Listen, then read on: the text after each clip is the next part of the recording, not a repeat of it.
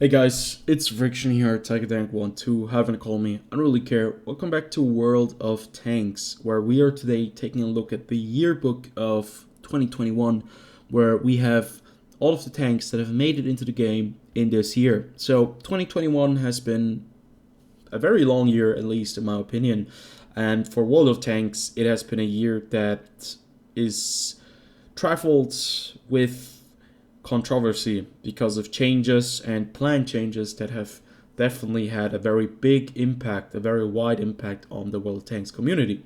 So let's take a look at how many tanks we have in the game now. So how many they added this year.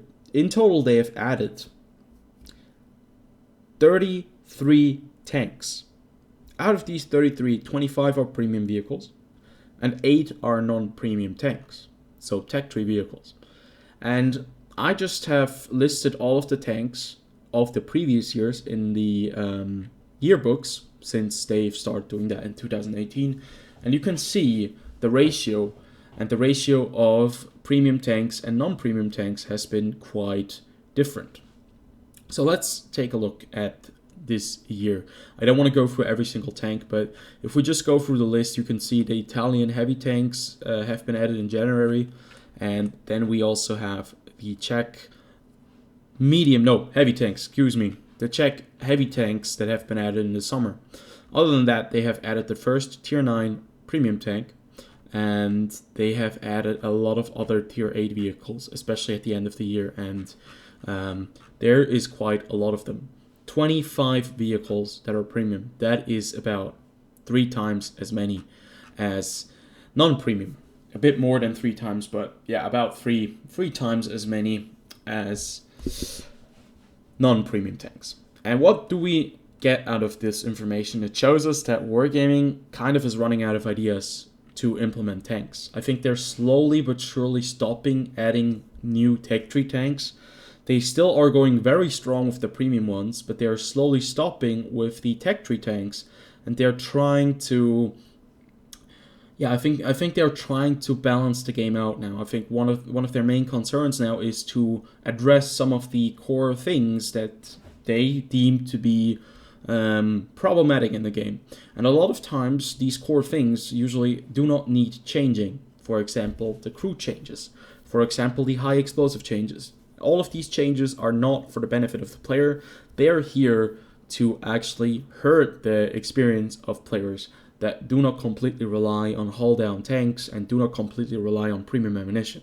But what Wargaming have managed to do is they have managed to create an extremely toxic environment where people are firing nothing but premium ammunition, because why would you use non-premium ammo when you have all the needs to fire premium and have a much higher chance of being able to deal damage and inflict and penetrate someone and inflict more damage.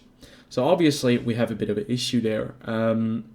Not having a lot of tech tree tanks means that a lot of players that do not play this game, and by buying tanks they don't really get a lot of content. We had quite a few marathons, but these marathons are almost impossible to make unless you really want to devote your entire life to it.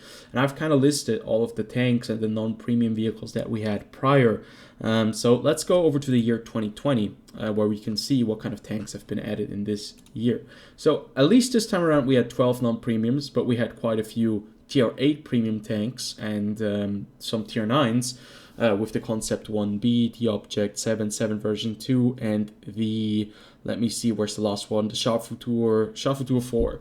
So you can see in total, those are 29 tanks that they've added into the game, and 17 out of them are premium.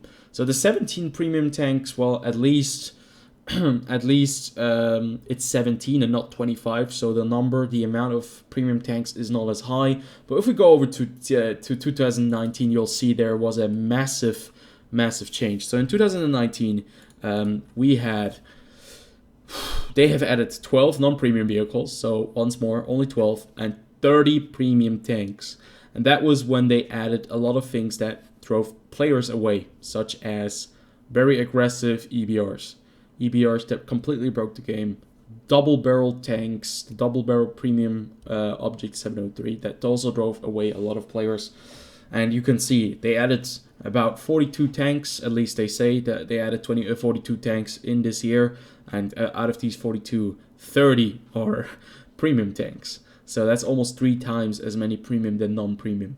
But the year 2018 was actually the last year where we got just as many, or we got more non-premium tanks than premium vehicles, with the Soviet heavies that were added and the Soviet mediums and TDs. I'm not really sure if I like all of them, but yeah, at least they added that. They added a completely new line with the Italian mediums. They added a completely new Polish tank line, and that is how we go to 29.